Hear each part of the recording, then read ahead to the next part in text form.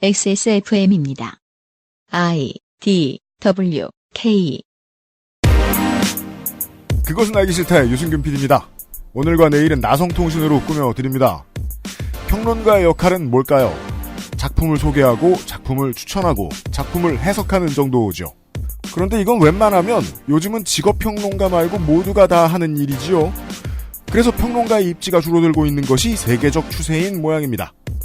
뉴스 라운드업에서는 소셜의 혁명적인 변화 그리고 철도노조가 파업하는 이유에 대해 소개해드립니다. 2019년 11월 세 번째 목요일에 그것은 알기 싫답니다.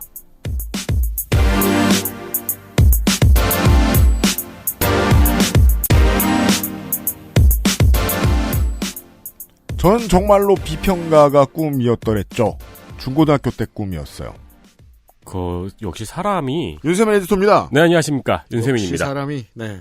역시 사람이 옛날에 좋아했던 것과 멀어지면은 그걸 제일 싫어하게 되기도 해요. 제가 선택한 길이 문제였던 것 같아요. 음악 비평을 하고 싶어서 음악을 해봐야 되겠다는 생각이 든 거예요.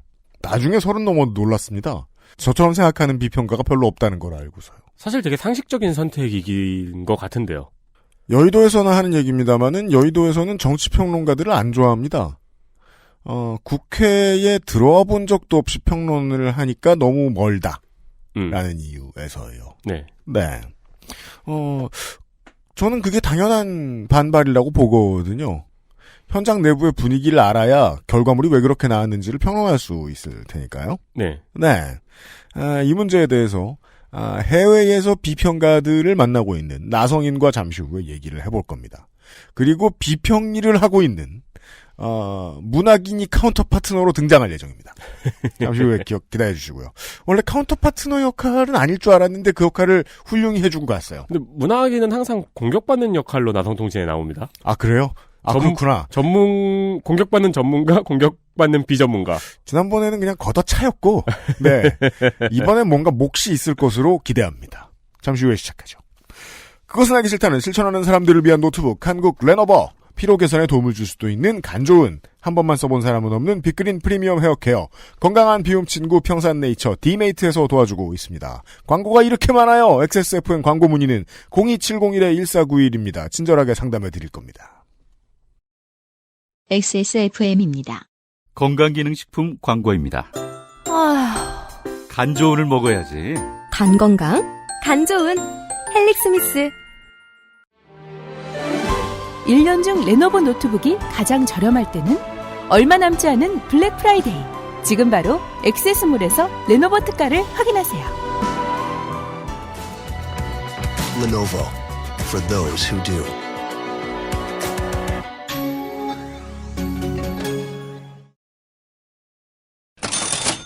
자, 레노버의 세일 시즌이 왔습니다. 그렇습니다. 큰 게 세일을 합니다. 네. 크게 세일을 하고요. 11월 21일부터 12월 8일까지입니다. 한 2주 정도 되네요. 블랙 프라이데이 플러스 사이버 먼데이 위크 행사를 합니다. 네. 사이버 먼데이라는 게 원래 있나요? 그럼요. 사이먼 도미닉하고는 상관이 없죠? 없습니다. 싱크패드 X, T, P 시리즈 기존 대비 25% 할인을 합니다. 싱크패드 E, L, 띵크북 기존 대비가 23% 할인을 합니다. 네. 모든 아이디어 패드는 기존 대비가 20% 할인을 합니다. 네. 기존가 대비군요. 기존가 대비. 물론 XSFM 쿠폰 코드를 넣어야 가능한 할인율입니다. 그렇습니다. 레노버몰에서 사는 그 누구보다 싸게 살 수 있지요. 맞습니다. 쿠폰 코드는 XSFM X 레노버 2019입니다. 네. XSFM X LENO VO 2019입니다. 네. 여기까지는 레노버 공식 사이트 얘기였고요. 액세스몰에서도 작년처럼 불프 판매를 합니다. 딱 한 번 정도 액세스몰에서 레노버의 노트북을 직접 한 적이 있죠. 네. 레노버를 액세스몰에서 살 수 있는 유일한 기회라고 보시면 됩니다. 내부 네. 시스템이 바뀌어서 리퍼, 미개봉 상품 등의 확보가 어렵다더니만 어렵다고 한동안 도망다니더니 열심히 일하는 유면상 PD님 덕에 받아왔습니다. 네. 내년에는 가능하지 않을 수도 있습니다. 그니까요. 내년엔 유면상 PD님이 열심히 일하지 않겠다는 얘기가 아니고요. 네, 레노버 측이 안 좋아하는 것 같다. 우리가 네. 이렇게 물건 잡고 뛰어가는 걸. 네, 그렇습니다. 여튼 작년과 같이 노트북이 3대가 들어왔습니다. 딸랑 세대입니다. X1 카본은 개봉 후 반품한 제품. 리퍼 제품. 네. L340 그리고 T490S는 미개봉 반품 제품입니다. 네, 단순 변신 반품 제품이군요. 단순 변신? 단순 변심. 변심. 네. 자세한 노트북의 사양이나 워런티 등의 정보는 미리 상품 페이지에 오픈을 해놓고 알려드리겠습니다. 구매 네. 전에 꼭 확인을 해보시고요. 인터넷 최저가 대비 20만 원에서부터 거의 100만 원까지 싼 가격이 될 예정입니다. 작년에도 몇 대 못 들여왔거든요. 네. 청취자 여러분들이 너무 깜짝 살려고 생각하셨던 분들이 너무 화가 나서 아무 말도 못했던 기억이 납니다. 왜냐하면 너무 순간적으로 날아가 버려서. 이건 저도 욕심이 나네요. 네. 내가 노트북 언제 샀지? 작년. 그럼 아직은 좀 그렇군요. 네. 아깝습니다. 근데 샀던 노트북을 별로 좋아하지 않잖아요. 네. 잘 써요. 아니 내가 보기엔 못 쓰고 있어. 될 예정입니다. 판매가도 상품 페이지에서 확인을 하시고요. 판매는 11월 29일부터 30일까지. 유면상이 판매 시작을 누르는 시간이 판매 시간입니다. 유면상 PD님은 이런 권력을 가지고 있습니다. 맞아요. 세대의 판매 시작을 누를 수 있습니다. 맞아요. 작년에는 잠이 안 와서 새벽 2시에 누르는 만행을 저질렀거든요. 네. 이거를 왜 새벽 2시에 누르셨냐면은 좀 오래 버텨야 하지 않겠나. 그렇죠. 몇 시간이라도 좀 열려 있어야 판매하는 기분이 나지. 네. 네. 근데 새벽 2시에 눌렀는데 1분 만에 팔렸습니다. 그렇습니다. 뭐 노트북 수집하십니까? 집 앞에 뭐 유전 있으십니까? 뭐 새벽 2시에 보다가 딱 풀렸는데 바로 사요. 그러니까요. 네. 그렇게 열심히 액세스몰에 대기 탈 거면은 다른 물건도 장바구니에 같이 넣어놓고 구입 바랍니다. 그러니까요. 네. 저희의 노력을 보셔서 가상히 보셔서 여튼 11월 29일에 판매하는 레노버 개봉 미개봉 초저렴이 노트북 세대 운이 좋으면 가져가실 수 있습니다. 네. 이 광고는 좀 죄송스럽네요. 근데 진짜. 왜요? 언제 열릴지도 모르는 세대를. 그니까 말이에요. 네. 청취자분들이 언제 또 그 시간을 맞춰서 기다리고 계시겠습니까? 네. 상품 페이지 한번 확인해 봐주시고요. 그냥 마음에 담아 두셨다가 인연이 닿으면 사시는 거고. 네. 네. 아니면 다음 기회에. 감사합니다.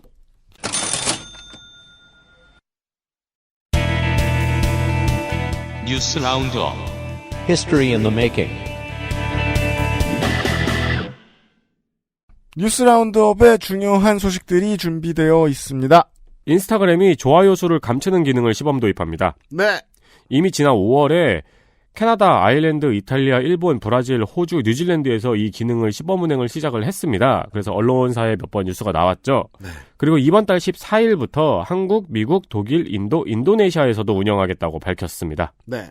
이 기능은 좋아요 수를 누구누구님 외 여러 명이 좋아합니다 라고만 표시되고 정확한 숫자는 표시되지 않게 하는 기능입니다. 네, 그렇습니다. 인스타그램을 많이 쓰시는 분들은 이미 좀 보셨겠죠? 네, 대신 계정 소유자는 정확한 좋아요 숫자를 알 수 있습니다. 네. 콘텐츠를 올린 본인만 알 수 있게 된다는 겁니다. 그렇습니다. 시범 운영 기간에는 무작위로 선정된 소수의 계정에만 적용될 예정입니다. 그리고 여기에 그 광고 계정 있죠? 네. 네, 광고 계정 제외가 된다고 하더라고요. 맞아요. 그래서 지금 이 상황이 바뀐 것을 보신 분들도 있고 보지 않으신 분들도 있을 겁니다. 인스타그램 사용하시는 분들 중에. 네, 인스타그램은 해당 기능이 사용자로 하여금 좋아요 개수에 신경 쓰지 않고 게시하는 사진과 동영상, 즉 컨텐츠에 더 집중할 수 있다고 밝혔습니다. 그렇습니다. 이게 지금 작년 5월부터 하면 현재까지 이 실험이 진행되고 있는 나라가 12개인 것으로 알고 있습니다. 네, 5월에 한 7개 국가 정도에서 시작을 처음 했었고, 저는 이것을 어떻게 규정하고 싶으냐. 현대 사상사의 변화의 이정표쯤 되겠다라고 생각합니다. 어떤 면에서요? 이렇게 보죠.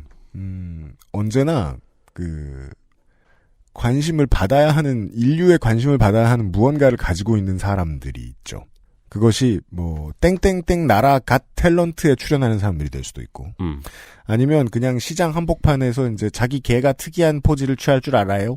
라는 걸 보여주고 싶은 사람이든, 아니면 너무 잘생긴 사람이든, 웃기기를 잘하는 사람이든, 말을 잘하는 철학자, 사상가든 간에 언제나 저작거리에 모여 있었습니다. 그리하여 사람들을 끌 수 있는 콘텐츠를 가지고 있는 사람들은 자기의 인기의 새를 언제나 자랑할 수 있었어요. 그것을 막는 실험입니다.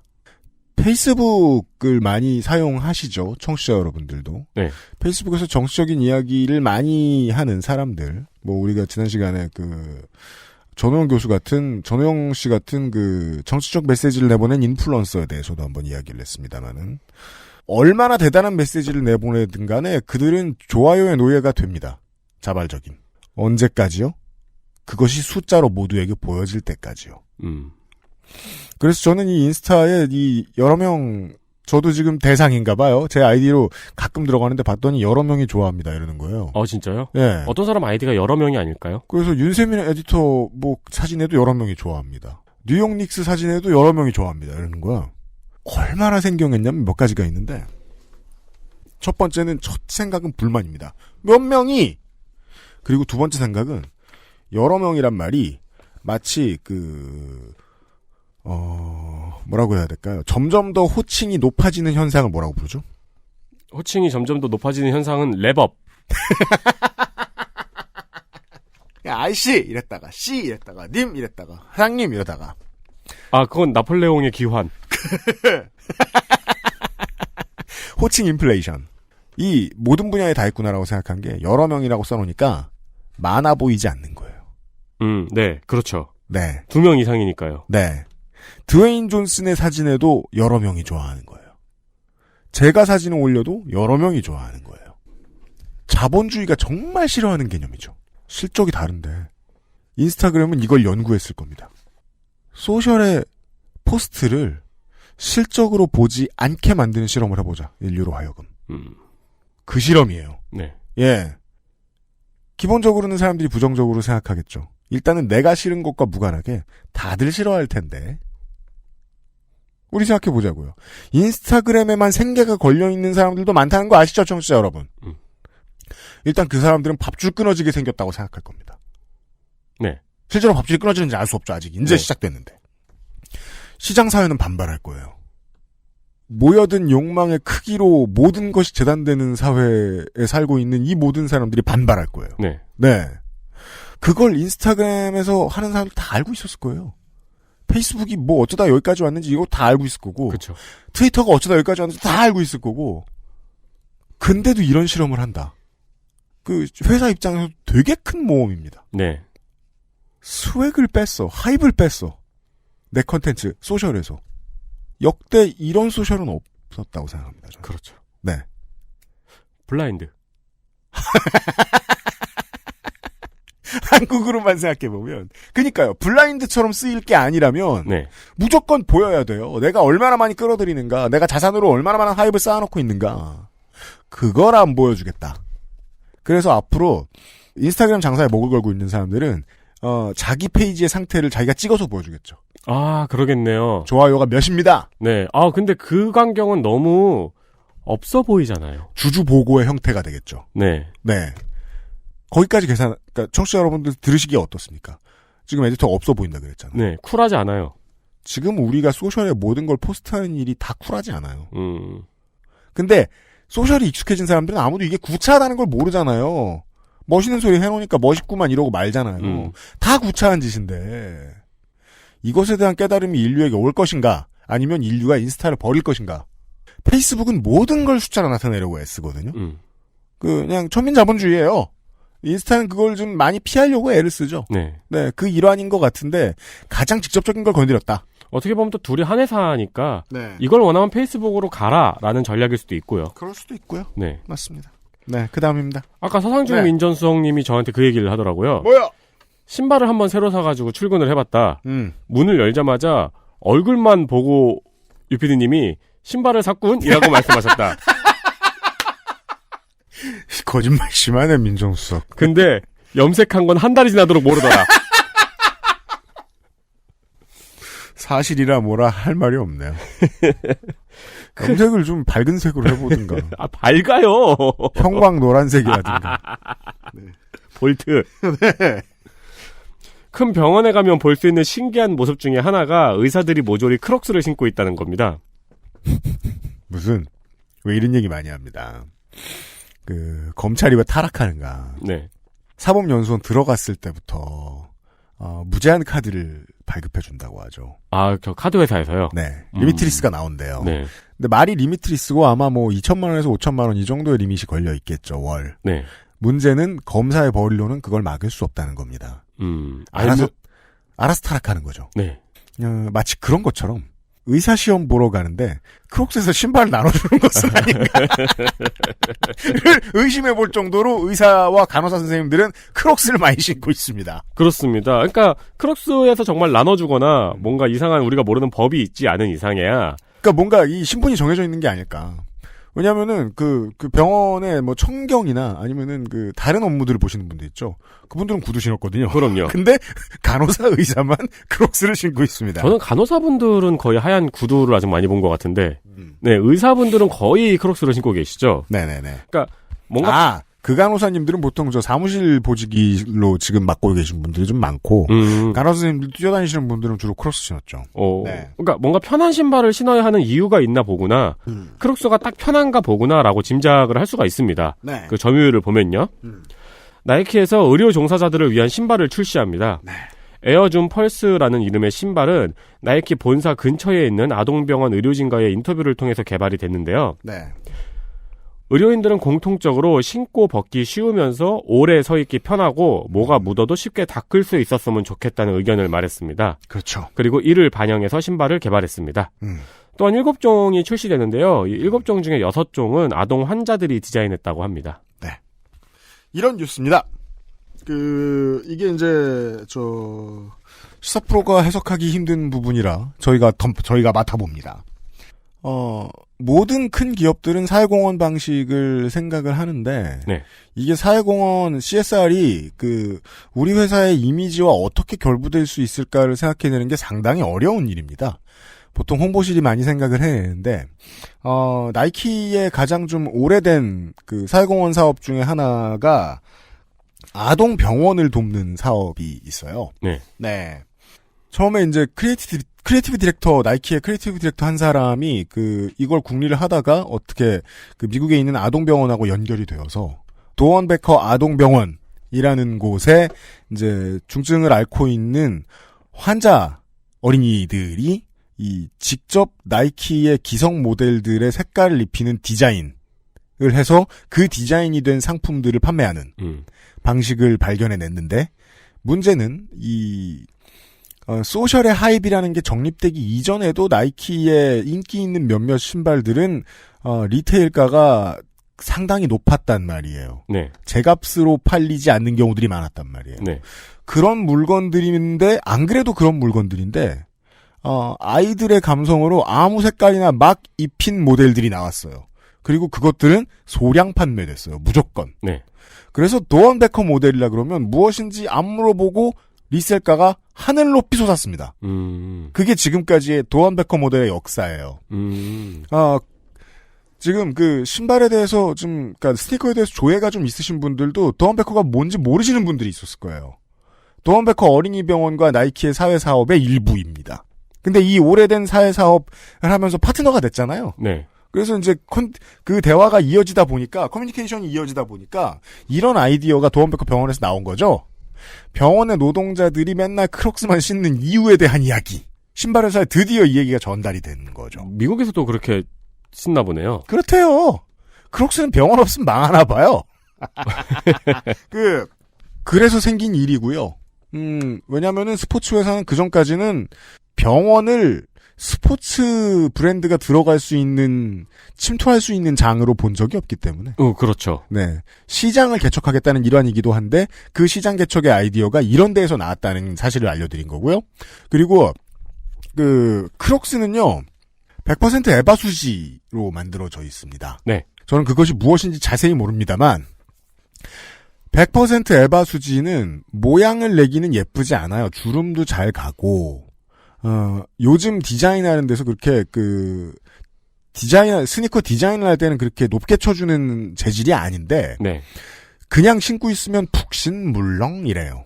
그렇죠. 네. 이게 무슨 소리냐? 신발을 만들 때에는요, 이제, 운동화 브랜드들이 신발을 만들 때에는 어떻게 걷느냐, 어떻게 뛰느냐에 집중하지, 어떻게 서 있느냐에 집중하지 않는다는 거예요. 네. 네. 그 점에 착안해서 개발된 첫 모델인데, 많은 청취자 여러분, 오래 서 있는 노동을 하시는 분들 많으시죠? 오래 서 있을 때에는 필요한 신발이 있거든요? 필요한 재질이 있고? 네. 네. 그래서 저의, 짧은 소견에 의하면, 나이키 줌에어 이 모델 이름이 지금 줌에어 에어줌 펄스라고 알고 있습니다. 이 의료인 전문 스니커. 네. 줌에어 쿠션은 오래 서 있는데 도움이 안 된다고 전 생각합니다. 근데 이것도 뭐 미창도 서 있기 편한 쿠션으로 했고 막 그렇다고 말은 하는데 그게 아마 그 에바수지와 가장 비슷한 파일런 쿠션인 걸로 알고 있는데 네. 그거 100%인 게 오히려 낫지 않을까 생각하는데 그건 그냥 제 견해고요. 네.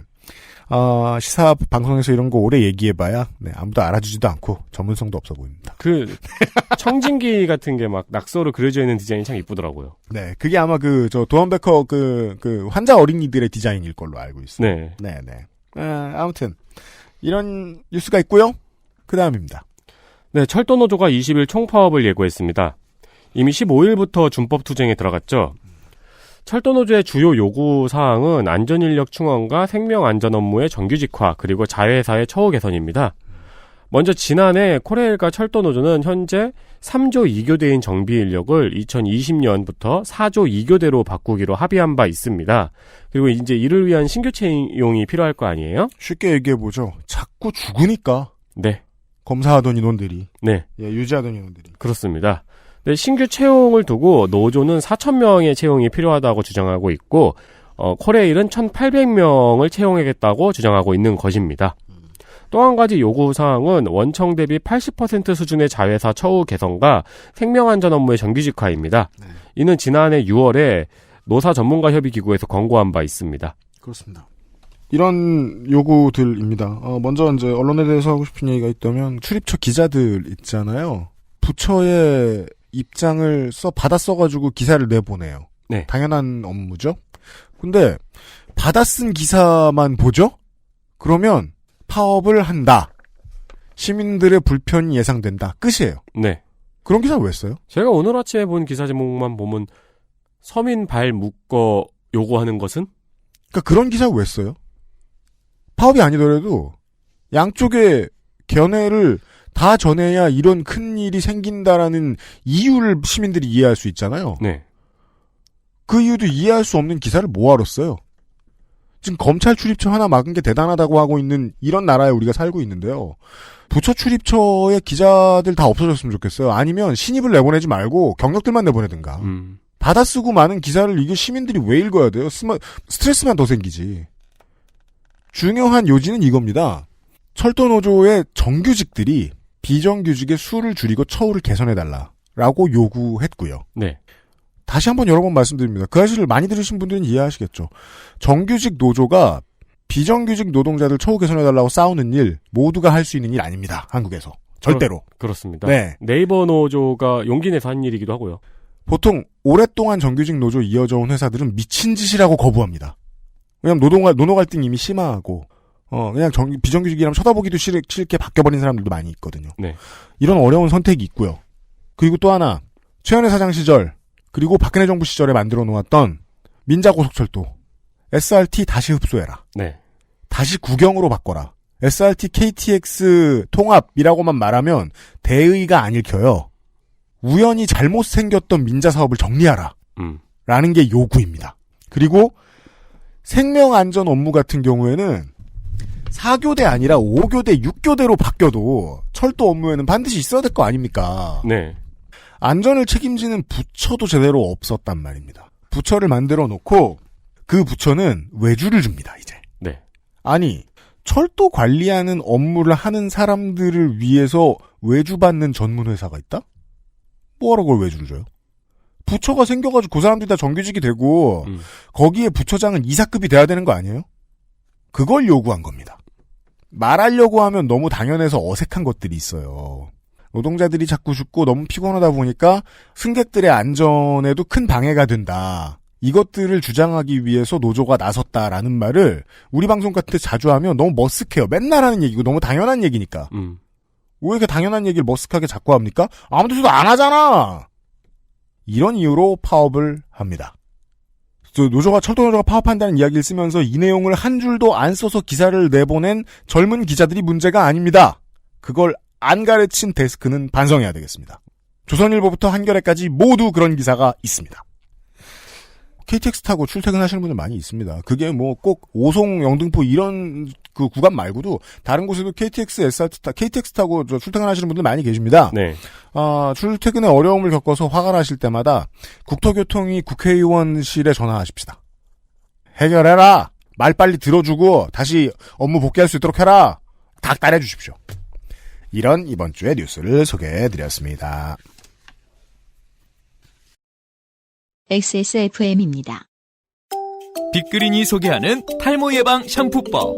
샴푸로 거품을 내주고요. 흐르는 물에 온도는 차갑게 해서 여러 번 헹궈주세요. 탁탁 두들겨서 모발의 물기를 제거하고 말릴 땐 꼭 찬바람을 이용하세요. 제일 중요한 건 아시죠? 빅그린 헤어로스 샴푸를 사용하는 거죠. Big Green 신비의 구스베리에서 해답을 찾다. 빅그린 헤어로스 샴푸. 건강기능식품 광고입니다. 식사 조절, 운동, 수분 섭취, 그리고 비움 친구 디메이트. 평산네이처.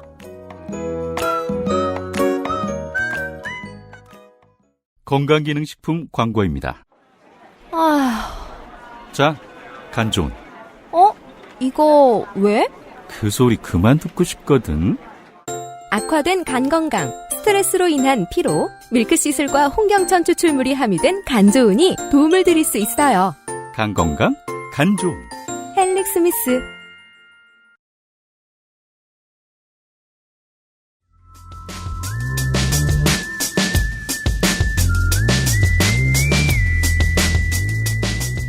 먼 나라, 이웃 동네. 나성통신.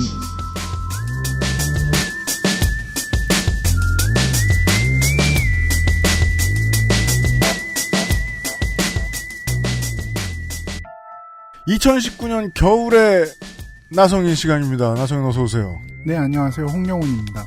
직업이 뭐냐라고 궁금해하시는 분들도 계세요. 나성에서 그 안정된 직업인데 뭐 이렇게 자주 오냐 여기를. 생각보다 자주 온다. 정말로 안정이 됐으니까요. 그럴 수도 있고. 부동산이냐 뭐 이렇게 물어보시는데 아닙니다. 그거보다 훨씬 더 숭고한 노동을 하는 사람입니다. 오늘의 얘기는 앞에 설명드렸던 대로 비평입니다. 네, 제가 오늘은 문화 비평에 대한 이야기를 해보려고 합니다. 그 전에 네. 비평도 문학이라서 이경혁 문학 주간을 모셨습니다. 안녕하십니까. 비평가 이경혁입니다. 그래요. 비평가예요. 네. 근데 맞네요. 아니 나를 그렇게 부르는 사람도 있다니까. 그러니까요. 네. 아 그래요? 네. 비평가. 별얘기 평론가, 비평가, 연구자, 칼럼니스트 많아요. 진짜 다 직업 같지 않은 이름들이에요. 뭐 하나는 네. 그거 다 모아도 월급쟁이 연봉이 안 돼요. 네. 맞아요. 이경혁 비평 주간을 모셨고요. 네. 제가 오늘 유튜브 촬영 안 하는 것 같아서 네. 이 점을 꼭 이야기하고 싶은데 안 돼요. 오늘 드래곤 후디를 입고 오셔서 이 얘기할 줄 알았어. 네. 촬영할 줄 알고 입고 올까봐 제가 두 수를 내다보고 촬영 안 하기로 했어요.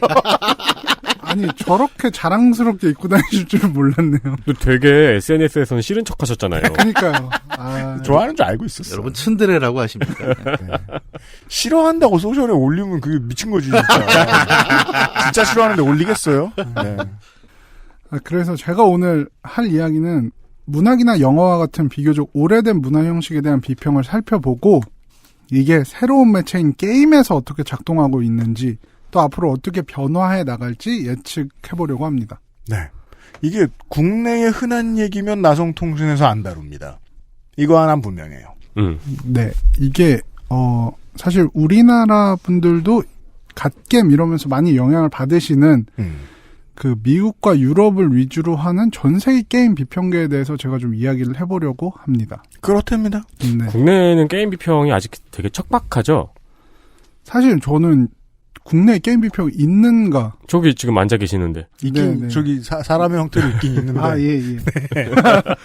근데 제가 얘기하는 거는 이제 과연 그것이 유저들에게 굉장히 큰 영향을 미치고 있는지에 대해서는 조금 의문이 있어요. 시작 단계죠. 네. 유저가 읽는가? 그쵸. 네. 네네. 그래서 문학인을 비하하는 건 아니고요. 아니, 왜냐하면 실제로 제가 이것저것 글을 쓰지만 이제 비평이나 평론에 가까운 글에 독자들이 게이머 일반 대중하고는 좀 거리가 있다는 건 되게 제가 굉장히 뼈저리게 느끼는 문제긴 하거든요. 그러니까 사실 제 독자는 대부분 인문사회 교양 독자예요. 한국에서 이제 게임 많이 하는 커뮤니티라 그러면 보통 이제 뭐 루리앱이라던가 인벤. 예, 그런 쪽의 커뮤니티인데 거기서 소화되는 글들은 이쪽 계통은 아니라는 건 되게 저도 느끼고 있고 맞아요. 예. 그렇죠. 네.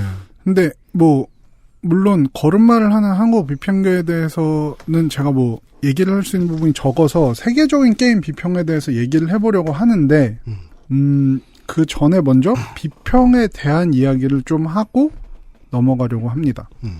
먼저 이야기를 하고 싶은 것은 비평의 역할에 대한 것입니다. 사람들이 뭐 문학 작품이나 문화 상품에 대해서 비평을 들을 때 어떤 역할을 기대할까요?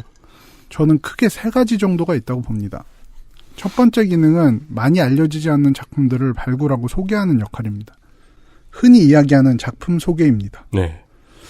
최근에 한국 출판업계에서 가장 큰 역할을 하는 것이 북튜브인데 특히나 뭐 베스트셀러 목록을 보면은 이건 뭐지 싶으신 게 뭐 있네 요런 경험 다들 있으실 것 같습니다. 늘 베스트셀러 목록은 그렇죠.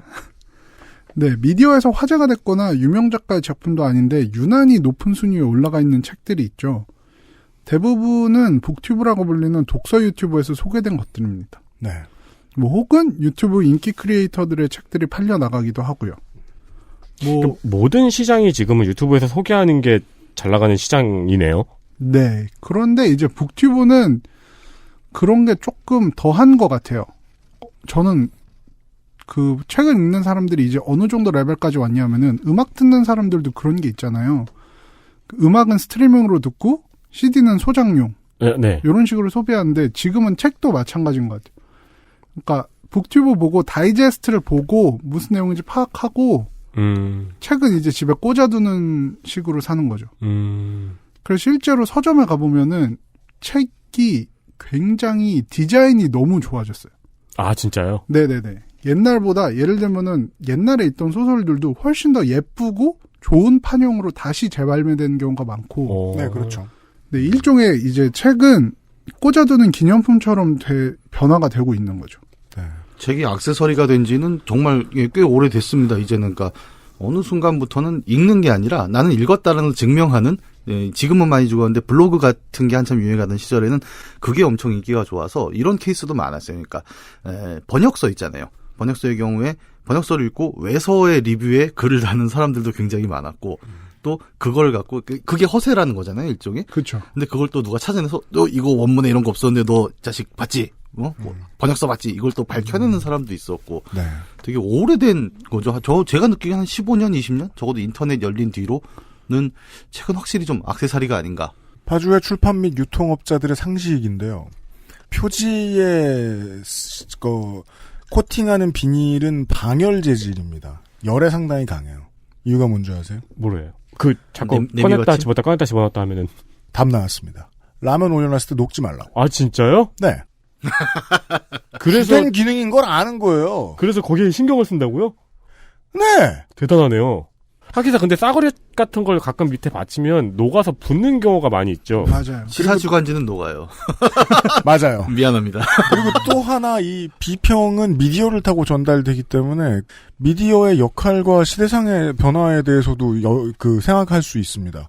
되게 많은 사람들은 소비를 그동안 TV나 잡지를 보고 했었거든요. 네.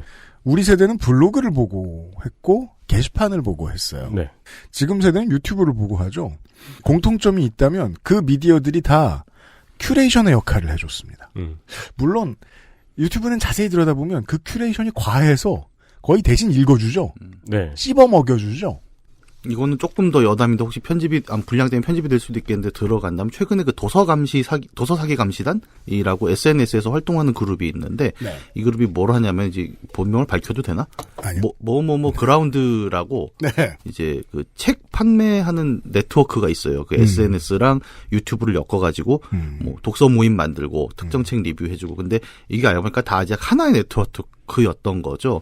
그래서 몇 권의 책을 계속 돌려 팔다 보니까 그 네트워크의 자장 안에 있는 사람들은 이 책이 되게 베스트셀러로 보여갖고 팔리게 되는. 근데 그거를 누가 발견을 해갖고 계속 사기 모니터링을 하면서 이제 찍어내는 사람들이 최근에 나왔고 페이스북이나 인스타에 보면 도서 사기 감시단이라고 있어요. 갖고 이 북튜브라고 표현되는 거지 이제는 그냥 마케팅을 넘어서 거의 사기까지 올라갔는데 근데 이거를 보면서 사실 내가 되게 놀랬던 것 중에 하나는 옛날에 제가 인터넷 서점 근무할 때 그런 회사도 있었거든요. 책 사재기 리뷰? 이게 뭐냐면 그때는 서점들이나 출판사가 리뷰어들을 모았어요. 신간이 나오면 책을 주면서 이거 리뷰를 좀 써주세요. 그게 이제 바이럴이니까. 네. 그러면 얘네는 그걸 어떻게 하냐면은 어떤 사람들은 책을 공짜로 주겠다. 대신에 리뷰를 하나씩 써달라 그래요. 근데 그 공짜가 뭐냐면 직접 사서 주는 게 아닙니다. 책을 네가 사라. 그리고 그 영수증을 보내면 우리가 금액을 처리해줄게. 어머, 그 너무 왜냐? 베스트셀러 집계가 되잖아요. 이렇게 되면. 진짜요? 예. 옛날에 그래도 출판사에서 막 4-5권씩 사다 걸리고 그랬잖아요. 그래서 인터넷 서점들이 인당, 그 다음에 지역당, 주소당으로 그 권수 제한을 걸어요. 베스트셀러 집계에. 그랬더니 그 방식이 들어온 거예요. 그러면 전국에 흩어져 있는 100명한테 리뷰를 하면 100명한테 돈을 꽂아주면 말 그대로 100권이 베스트셀러 집계에 들어가니까. 아, 그렇군요. 그 계속 발전을 하는 데니까 그런 식으로. 어쨌든 저는 이 부분은 미디어가 이제 작품 소개를 하는 거에 얼마나 큰 영향력을 가지고 있는지 예시로 보여드린 거고요. 어떤 채널의 경우는 그냥 뭐 이게 소개하면 팔린다.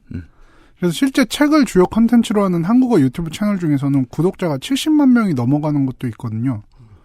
이런 곳에서 소개하면 뭐 1%만 산다고 해도 베스트셀러에 올라가는 게 크게 어려운 일은 아니겠죠. 네. 여기서 소개하는 책들은 그냥 바로 베스트셀러 가고 이게 이제 작품 소개라는 비평의 주요한 역할 중 하나를 잘 보여주는 예시라고 봅니다. 소비 조장. 네.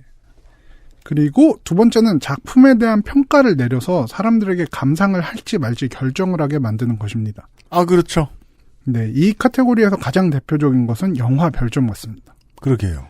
네. 이동진 씨가 별점 높게 준 영화들은 무조건 믿고 본다. 뭐 이런 식의 이야기가 있잖아요. 네. 네. 저는 개인적으로 박평식 평론가의 이런 좀 짠 평을 좋아하는데 좀 본인 취향에 맞는 평론가에게 감상을 할지 말지 친구에게 영화 추천받는 느낌으로 비평을 읽게 되는 것입니다. 사실 한국은 이동진 씨가 높은 별점을 주는 영화를 믿고 보는 게 아니고 박평식 씨가 높은 별점을 주는 영화를 믿고 보죠. 사실 박평식 씨가 저는 높은 별점을 준 영화보다는 그분이 낮은 별점을 준 걸 거르는 경우가 많아요. 네. 네. 그런 식으로 뭐 비평이 어떤 평가를 내려주는 기능도 분명히 하고 있겠죠. 네. 낮은 별점을 주는 영화를 거르시면 볼 영화가 많이 없으시겠네요. 친구 한두 명 말을 듣고 영화를 거르면 모를까? 그 친구 한두 명이 모여서 영화 걸러주는 수천만의 친구 역할을 하는 사람이 있다면 그의 문화 권력은 상당합니다. 그리고 저는 마지막으로 작품을 어떻게 해석할지 비평가 나름의 시각을 제공하는 것이 또 비평의 굉장히 큰 역할이라고 생각합니다. 네. 어떻게 보면 이게 평론의 가장 중요한 기능일 수도 있는데 단순히 작품을 수용하는 것과 달리 해석을 하는 것은 영화는 물론 주변 상황 등에 대한 훨씬 더 깊은 이해를 필요로 하기 때문입니다. 이러한 가이드라인을 받는 것은 작품 감상을 더 즐겁게 그리고 작품에 대한 이해를 더 심오하게 만들어줍니다. 지난주에 영화 아저씨의 영화평을 들으시면 더 심오한 정치평자가 됩니다. 네. 네. 이른바 근데 뭐 알고 보면 더 재밌다. 이게 왜 대단한지 알려줄게.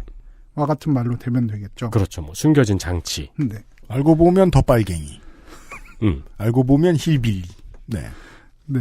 물론 바로 이 지점에서 많은 예술가들은 비평에 대해서 불만을 제기하기도 하고 심지어는 작가 본인의 의도와 다르게 해석한 것이 정설처럼 받아들여지는 경우 이에 대한 조롱도 많습니다. 그렇죠. 창작자들이 평론가들의 해석이 맞지 않는다고 주장하는 사례는 너무나도 많습니다. 전설적인 영화 감독 알프레드 히치콕의 손녀가 할아버지의 도움을 받아서 히치콕 영화 의미에 대한 리포트를 썼지만 시를 받은 게 굉장히 유명한 일화죠. 그렇죠. 네, 한국에서는 최승호 시인이 본인이 쓴 시가 나온 대인 문제를 풀었지만 본인이 모두 틀렸다는 얘기를 한 적이 있습니다. 그렇습니다. 저는 그게 그래서 이 작품들이 훌륭한 작품이라는 반증이라고 생각을 하거든요. 그래요? 왜요? 작가의 손을 떠나가지고 수없이 많이 비평의 영역이 됐고 재생산이 되었으니까요. 그러니까 낭만주의적 작품으로 얘기를 하면은 이건 내가 쓴 게 아니라 하늘의 힘이 쓴 거지. 자기는 모르는 거예요. 내 손이 그냥 알아서 나간 건데 다시 보니까 모르는 거죠. 작가가 이제 탈고를 한 다음에 예. 뭐 영화를 끝낸 다음에 그것이 훌륭한 작품이 되다 보고 그렇다 보니까 많이 회자가 되어서 계속해서 비평이 재생산이 되고 예, 비평이 발전을 했기 때문에 작가에서 멀어진 거지. 그럴 수도 예, 그 멀어진 비평이 작가의 의도와 맞지 않는다고 틀린 비평이라고 생각하는 편은 아니거든요. 그 부분도 이제 제가 언급을 하는 건데 창작자의 본래 의도가 수용자가 그대로 받아들여야 하는 절대적인 것이냐에 대한 부분은 뭐 워낙 되게 오래전부터 논의가 이루어져 왔던 부분이죠. 그래서 작품의 해석을 다루는 비평의 영역이 굉장히 예민하고 민감할 수 있다는 예시가 될 것 같습니다. 그러면요. 네. 비평의 역할은 크게 나눠진 이것들과 다른 기능도 있다고 저는 생각하는데요. 네. 작품과 관련된 어떤 비평의 담론을 이끌어가는 역할도 할 것 같습니다. 어떤 작품을 어떻게 평가해야 할지 비평계 내부의 담론은 작품의 평가를 바꾸는데 중요한 역할을 하곤 합니다. 네. 우리가 흔히 인상주의 회화가 처음 등장할 때를 말하면서 당시만 해도 이 인상주의 회화들을 모든 기성 평론가들이 혹평을 했지만 이후 명작의 반열에 올랐다는 이야기를 합니다. 비평의 기준과 담론을 바꿔나가는 것도 비평 스스로의 역할이라고 봅니다. 그렇죠. 작가의 손을 떠난 다음에 어떻게 변하는가를 드러내는 좋은 사례일지도 모르겠습니다. 네. 네. 그러니까 여기까지 말하는 비평의 기능들, 제가 든 예시를 봐도 대부분은 비평가 혹은 평론가라고 말하는 사람들이 자신의 역할을 수행하는 형태였죠. 그렇기 때문에 비평이라는 세계를 몇 명의 파이오니어들이 바꾸어 나가는 일도 가능했습니다. 제가 여기서 들고 싶은 예시가 바로 티나 브라운의 이야기인데요. 네. 티나 브라운은 영국 옥스포드에서 공부를 한 저널리스트입니다. 베니티 페어 등 그 문화 비평에 강한 잡지들에서 근무를 했고 뉴요커 최초의 여성 편집장의 자리에 올랐습니다. 예. 그리고 바로 이 자리에서 그는 영미 비평계의 흐름을 바꿔놨습니다. 네. 티나 브라운을 위시한 몇 명의 비평가들이 흐름을 바꾸기 전까지 영미 문화권을 포함한 서구 세계에서는 문화적 서열성이란 것이 있었습니다. 문화적 서열성. 네. 오늘의 첫 번째 화두입니다. 예술 형식에는 고급스러운 것과 천박한 것이 있고 때때로 어떤 것들은 비평의 대상조차 될 수 없다는 개념입니다. 혹자들은 뭐 이런 문화적 서열성이 유럽에서 태어난 개념이 아니냐라고 얘기하기도 합니다. 세계의 등수를 나눈 것도 너네들이니까. 네. 요렇게 얘기하면 좀 너무 추상적인데 예를 들어보시면은 아마 훨씬 이해가 쉬우실 거예요. 그러니까 뭐 예를 들면 예술 영화, 막 우리가 흔히 얘기하는 프랑스 예술 영화, 유럽 예술 영화나 아니면은 뭐 작품성이 높다고 말해진 연극 이런 거는 고급스럽고 고평가를 받는 급이 높은 예술이고 할리우드 블록버스터나 아니면 뭐 추리소설이나 공포소설 같은 네. 장르소설, TV 드라마 같은 것들은 평가할 가치도 없는 시간 때우기용이라는 시각입니다. 이런 시각은 전체 문화 비평계를 지배하고 있었고 특히 이런 일에 앞장을 선 것이 뉴요커라는 잡지였습니다. 뉴요커는 무엇이 고상한 것이고 무엇이 천박한 것인지 본인들이 기준을 제시한다고 믿는 그런 사람들이었어요. 그래서 미국에는 스노비라는 형용사가 있는데 젠체하는 속물 뭐 이런 뜻입니다. 스노브. 네. 그래서 자신의 고상한 취향에 대해서 우월감을 느낀다는 그런 뜻이 내포되어 있는데 스노비라는 단어를 잡지로 만들면 딱 뉴요커 같은 잡지죠. 지금 더 뉴요커의 잡지의 제호의 폰트 딱 떠오르실 거예요. 그 폰트와 그 표지가 그런 역할을 했죠. 이 관문을 통과하는 매체는 어떠어떠한 점에서 우월하다. 그리고 실제로 많은 뭐 출판물이나 이런 것들이 뉴요커에서 뭐 호평을 받았다 이러면은 마치 6시내 고향에 소개된 식당처럼 좋아했습니다. 그렇죠. 네. 그러니까 뉴요커를 매호 보는 그런 문화적 엘리트들도 뉴요커에 나왔으면 우리가 소비해도 되는 것이구나라는 신호로 받아들였던 거예요. 뭐 아까 베니티 페어 얘기해 주셨습니다만은 뭐 베니티 페어도 그러한 저널리즘들이 흔히 그랬죠. 비싼 물건과 비싼 예술 작품을 동시에 다뤄요. 고상한 거죠. 고상한. 네, 그래서 여러모로 허영을 채워줍니다. 이러한 경향은 90년대까지 한국에서도 찾아볼 수 있었습니다. 혹시 이거 방화라는 말을 아시는지 모르겠는데 지난번에 테스트 해보니까 모르는 사람이 있었는데 우리는 대부분 알았던 것 같아요. 파이어. 특선 방화. 옛날에. 네. 그러니까 1980년대 이전에 파이어 태어나신 세팅. 분들만 네. 아시는 것 같은데 이제 이전까지만 해도 한국 영화는 작품성도 없고 정말 못 만들었다는 경멸의 의미를 담아서 방화라고 불렀습니다. 이 방자가 그 지방 방자더라고요. 아 그래요? 네. 지방의 영화라는 얘기예요. 그러니까 약간 변방이다. 변방 영화. 네. 로컬 픽처. 네. 할리우드 로컬이잖아요. 네, 그렇죠. 할리우드 방화. 할리우드 파이어. 물론 여기에는 군사 독재 시절 외국의 영화를 수입하려면 반드시 일정한 편수의 한국 영화를 제작해야 하는 기준 때문에 한국 영화가 양산됐다는 배경도 있습니다. 네. 이러다 보니 한국 영화계는 수준 높은 외국의 예술 영화를 최고로 쳐줬고 나머지는 비평하기조차 꺼려했습니다. 나머지는 한국 영화. 네. 음악계에서도 마찬가지였는데 한국의 1세대 아이돌 음악이 인기를 끌고 있을 때 이 1세대 아이돌 음악의 질에 대해서 진지하게 비평적 접근을 한 사람이 별로 없었고 뭐 영혼이 담기지 않은 댄스 음악 뭐 이런 꼬리표를 붙여서 비판하기 바빴습니다. 그렇죠. 그때 중고등학교 때는 이게 참 그 자의식을 표현하는 아주 훌륭한 방법이었죠. 자기 자신의 음악 CD를 자랑하면서. 그리고 그러한 똑똑한 중고등학생들의 롤모델이 되어준 당시의 비평가들이 있었고요. 네. 근데 그들이 게을렀던 대가를 지금 치르고 있다고 봐야 될 겁니다. 지금의 아이돌 뮤지션들이 무엇을 해왔는지 해석할 도구가 많지 않아요. 무엇에 영향을 받았고. 왜냐하면 계보도 분명하거든요. 몇 사람 안 되는 사람들이 만들었단 말이에요. 전 세계를 휘어잡은 이 아이돌 문화는. 네. 옛날부터 비평이 열심히 공부했으면 지금도 충분할 텐데 지금 몰라요. 갈피를 못 잡습니다. 네. 네. 그리고 이때 90년대쯤까지만 해도 TV 프로그램은 뭐 예능이든 드라마든 비평의 대상에 넣어주지도 않았습니다. 하지만 아이러니하게도 뉴요커의 편집장이었던 티나 브라운은 이런 문화적 서열에 대해서 신물을 느꼈습니다. 제가 티나 브라운에 대한 부분을 읽은 책이 메인스트림이라는 책인데 메인스트림에 이런 이제 코테이션이 나와요. 티나 브라운의 지인이 그를 대변해서 이런 말을 합니다. 티나 브라운이 동시대 옥스포드에서 문학을 공부한 다른 많은 학생들처럼 유럽식의 문화 서열을 갇혀있고 닫힌 생각이라고 여겼다고 말합니다. 대신 그는 미국적인 야망의 매력을 느끼게 됐습니다. 미국적인 야망이라는 것은 한마디로 모든 걸 뒤섞는 것입니다. 네. 지금은 좀 다르죠. 지금은 나누는 거죠. 네. 네, 거대한 벽을 세워서. 상업적인 작품, 싸구려라고 이야기된 작품도 나름의 평가 기준을 적용하고 가치를 인정해주는 것입니다. 그래서 티나 브라운은 프랑스 예술 영화와 스타워즈를 동시에 고평가했고 셰익스피어의 예술 작품과 영국의 싸구려 코미디 몬티 파이튼을 동인선상에 놓고 비교하기도 했습니다. 사람들은 이것을 쿨의 탄생이라고 부릅니다. 얼마나 고상하고 고급스럽냐가 기준이 되는 것이 아니라 그냥 쿨한 것을 높게 평가한다는 폭력적일 정도로 간단명료한 기준이기 때문에 굉장한 매력을 지니고 있죠. 우리가 하입 얘기할 때 이 비슷한 얘기를 했습니다. 네. 네. 패션으로 쳐주던 것이 고상함을 벗어나서 쿨함으로 접근하던 시대를 우리가 살아온 시대. 그렇죠. 거기에 맞춰서 복식과 이 패션의 흐름이 어떻게 변화했는지를 이야기를 했잖아요. 네. 그렇죠. 그게 문화적 비평에서는 한 단계 일찍 시작이 된 거죠.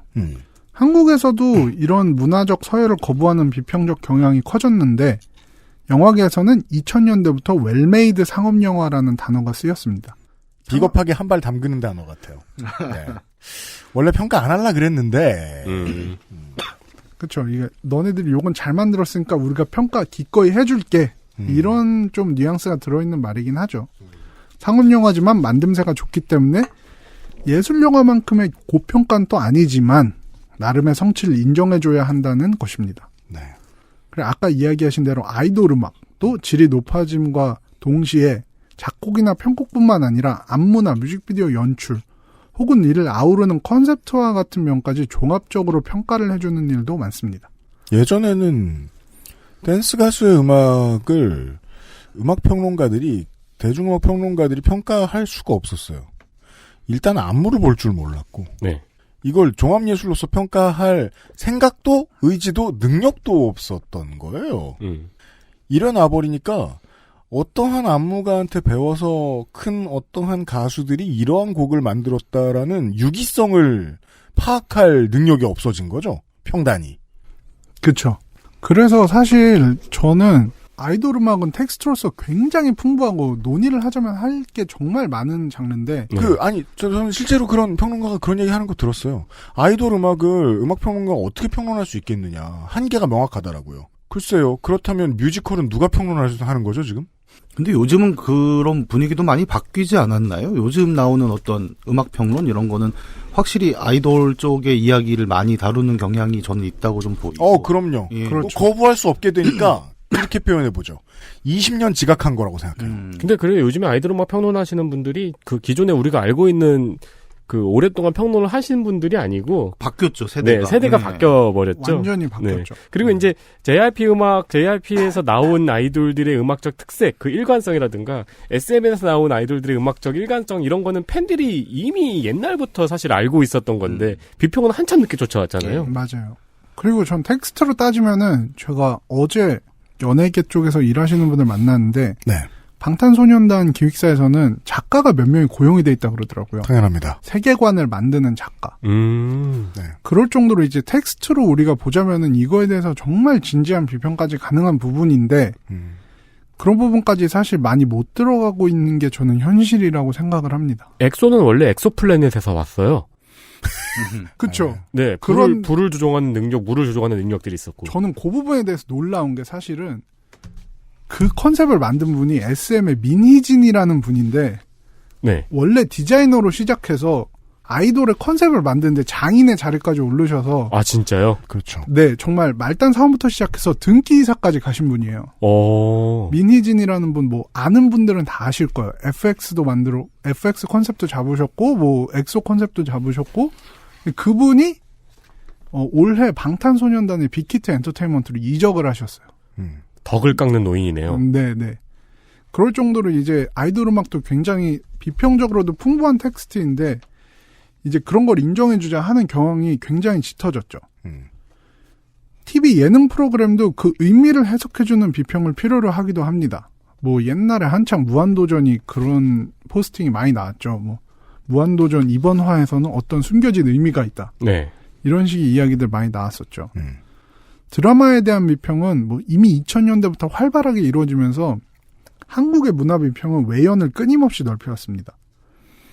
그리고 이런 것들은 사실 미국과 그 영미권의 문화 비평과 같이 발맞춰서 이제 외연을 넓혀왔던 거죠.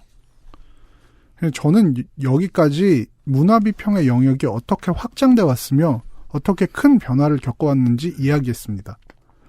문화 비평의 영역은 계속해서 넓어져 왔고 또 그 안에서 많은 변화를 겪기도 했습니다. 이게 저희가 하임 얘기한 거랑 사실 똑같은 거잖아요. 굉장히 비슷하죠. 네. 비슷한 흐름이 이제 유럽 쪽에서도 있었던 게 이제 가장 대표적으로 우리가 얘기하는 게 뭐 학자 이름 잘 얘기 안 하는데 저는 롤랑 바르트 같은 경우가 대표적인 게 원래 문학 비평가로 많이 알려졌지만 이 사람이 실제로 쓴 에세이들을 보면 이런 거 많아요. 신문 잡지 광고. 이 광고를 보면서 그 안에 어떤 의미가 있는가를 밝혀내고 제가 제일 재밌게 본 건 뭐 세제 광고, TV의 세제 광고, 그 다음에 프로레슬링이었어요. 프로레슬링의 그 격투 장면을 보면서 이게 어떻게 엔터테인먼트로 돌아가는가가 이제 비평가의 에세이로 실리는 게 60, 70년대였단 말이죠. 요 흐름이 같이 가는 게 우리가 소위 말하는 영국 문화연구라고 하는 흐름이 더 있거든요. 여기는 원래 이제 계급 연구하던 정치 경제 학자들인데 무슨 얘기를 하냐면 원래 문화라는 게 오랫동안 유럽에서는 그렇게 다뤄졌잖아요. 그러니까 뭔가 지고지순한 무언가. 저 방향으로 가야 인간의 정신이 정화가 되고 영혼이 맑아진다. 그러니까 상류층의 문화였다라는 그 문화 연구의 개념이 요쯤 연구에서 이제 뒤집히기 시작을 한단 말이죠. 그래서 제일 대표적인 게 아니 맨날 그 좌파에서 얘기하는 그 토대가 상부 구조를 결정한다. 그러면 그 혁명은 어떻게 일어나는 거야? 왜냐면 혁명 이데올로기는 보통 엘리트들이 만들어서 전파를 하는데 토대가 없는 노동자들은 어떻게 그거를 하지? 이제 이런 연구를 하다가 소위 말하는 그전까지 하위 계급 문화, 저급 문화라는 것들이 사실은 얼마나 자생적인가. 네. 그리고 거기서 나오는 의미가 더 계급이라는 것의 형성에 큰 영향을 주는 것은 아닌가라는 연구들이 나오면서 고전적인 의미의 그 상위 문화, 하위 문화라는 개념에서 하위 문화의 자율성을 좀 더 강조하는 흐름들이 나오게 되고 이제 그게 한국엔 한 90년대부터 되게 활용하기 시작을 하거든요. 그러니까 보통 이런 비평 쓰는 분들은 이제 이론 공부를 하고 들어오지 않습니까? 아마 이론적 배경이라고 한다면 80년대 말부터 90년대까지 들어온 그 문화연구라던가 포스트 모더니즘 이론들에 의해서 한국에 이제 그런 접근들이 좀 많이 넓어졌다. 요렇게도 볼 수 있을 거예요. 비평주간이 지금 그 대학원 용어로 설명을 장황하게 하셨는데. 아, 그랬나? 나 되게 쉽게 한다고 했는데. 짧게 줄이면은요. 롤랑 바르트는 미디어 이론에서 덕질의 힘이 얼마나 강한지를 최초로 밝혀낸 인물입니다. 이게 다시 말해 무슨 뜻이냐면 예전에 문화라고 부르던 것은 귀족이 지원해줘서 돈 걱정 하나도 없이 숭고한 것만 만지고 산 사람들의 결과물만 예술로 쳐준다. 라는 정신 상태가 온 세계에 다 퍼져 있던 거예요. 어디에? 평단에. 그래서 비평가들도 돈 걱정 없이 일을 하거나 아니면 돈 없이 일하는 사람들의 작품만 봐주기로 마음먹고 그러면 필연적으로 어떤 걸 빼놓고 보게 됩니까? 돈 벌려고 하는 사람. 산업사회, 자율적인 시장사회에서 재밌어서 하는 사람들은 돈 벌려고 하게 돼 있는데 그런 사람들 주변에는 평론가 이전에 덕후들이 모여 앉게 생겼거든요. 네. 덕후들이 만들어 놓은 문화시장, 미디어 시장이 어떤 가치를 가지게 되는가에 대한 설명입니다. 네. 현대 세상에 대한, 그냥 개괄 정도의 이야기를 좀 우리가 들었습니다. 저도 요즘 이래저래 자주 떠들고 다니는 얘기이긴 한데요. 이렇게 얘기해보죠. 내가 대학원에 들어갔다. 문과대학원에 들어갔다. 앞으로 뭘 전공할까? 를 고민하다가 네. 파이어를 하기로 했어요. 뭐 영화 뭐 이런 걸 하기로 했어요. 그거랑 내가 그냥 집에 계속 있던 논팽이고 뭐 진학도 안 했고 계속 난 영화 보는 것밖에 안 했고 그리고 어쩌다가 나가서 돈이라도 벌어와라 알바라도 하라고 부모님이 내쫓으면은 그냥 뭐 촬영 스텝 같은 거 일이나 좀 하고 계속 덕질밖에 안 했어. 둘 중에 누구한테 비평을 맡겨놓으면 더 잘할 것인가? 라는 단순한 질문입니다. 저는 이걸 이제 요새 언론 얘기로 뒤집어서 많이 하는데, 똑같이 언론인 교육 코스를 밝게 해놓으면, 언론정보학과 대학원 나온 사람이 더 잘하겠느냐, 아니면 게시판에서 맨날 사람 죽이려고 으르렁대던 정덕이 더 잘하겠느냐, 이 질문에 대한 답변은 어떻게 합니까? 나는 누구에게도 손을 못 들겠다. 와, 어렵다, 나에겐. 진짜요? 네.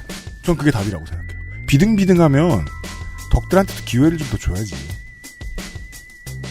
이런 얘기하고 좀 닮은 얘기입니다. 왜냐하면 비평 권력은 상당히 많은 문화 권력을 차지하고 있기 때문에, 문화에 상당히 많은 권력을 차지하고 있기 때문에 비평이 언제 어디로 움직이느냐가 너무너무 중요하거든요. 이번 주 중에는 이런 얘기를 계속 할 것 같습니다. XSFM입니다.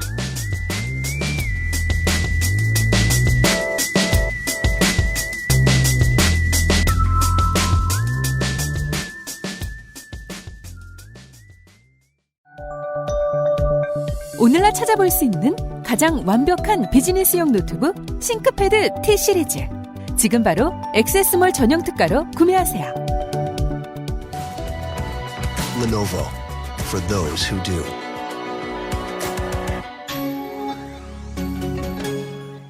건강기능식품 광고입니다. 물과 결합해 40배로 팽창해서 장운동을 촉진하는 질경이 씨앗 껍질 차전자피. 차전자피 식이섬유가 들어있는 당신의 새로운 비움 친구. 디메이트를 만나보세요. 이번만큼은 제대로 마음먹은 당신. 과식과 야식을 피할 수 있다면 가르시니아 캄보지아 추출물이 함유된 건강한 비움 친구. 디메이트가 도움을 드릴 수 있습니다. 식사 조절, 운동, 수분 섭취, 그리고 비움 친구 디메이트. 평산네이처. 구스베리 추출물로 모근을 더 건강하게, 자연 유래 성분으로 자극 없는 세정력, 뛰어난 보습 효과와 영양 공급까지. Big Green. 이젠 탈모 샴푸도 빅그린 헤어로스 샴푸.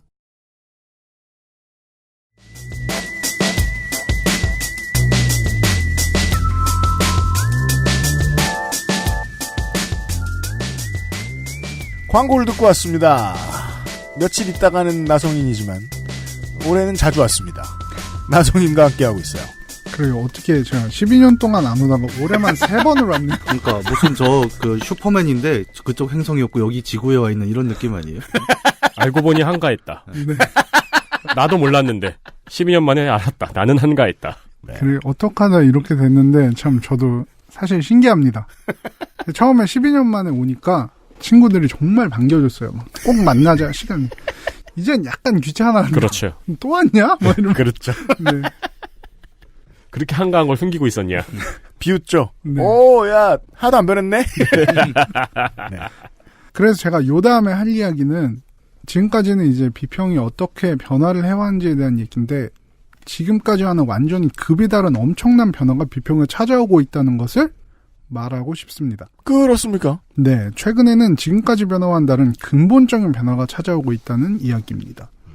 그것은 바로 비평의 영역에서 점점 개인의 역할이 사라지고 있다는 것입니다. 옛날에는 좋은 비평가가 참 중요하다고 생각했는데요. 우리가 좀 전에 이동진 씨 얘기하고 막 이랬던 네. 것처럼. 여기서 말하는 개인은 비평가 개인인가요? 아니면 비평을 읽는 독자 개인인가요? 비평가 개인이죠. 그래서 사람들이 가장 믿는 비평은 비평가들에서 나오는 것이 아니라 알고리즘에서 나오고 있다는 게 최근의 가장 큰 변화입니다. 가장 먼저 비평의 기능 중에 작품 추천을 살펴보면 알고리즘보다 이걸 잘해줄 수 있는 게 없죠. 이제 우리는 알고 있죠. 네. 국방일보에서 뭐 이경혁 비평가의 전어를 봐요. 본다고 바로 그 게임을 하나? 아니죠. 아니에요. 네. 국방일보에 가장 많이 달리는 악플이 하지도 못하는데 이런 걸 요즘에는 하잖아요. 모바일 게임은 할 수 있잖아요. 모바일이 열리면서 국방일보는 열동률이 떨어졌습니다. 일로 가도 지옥, 절로 가도 지옥. 네. 네. 외통수입니다, 저는. 무슨 얘기인지 알겠습니다. 그게 게임이든 이렇게 볼까요? 무슨 요즘 제가 비평을 가장 많이 읽는 분야는 지난 30년 새 다 테크기기입니다.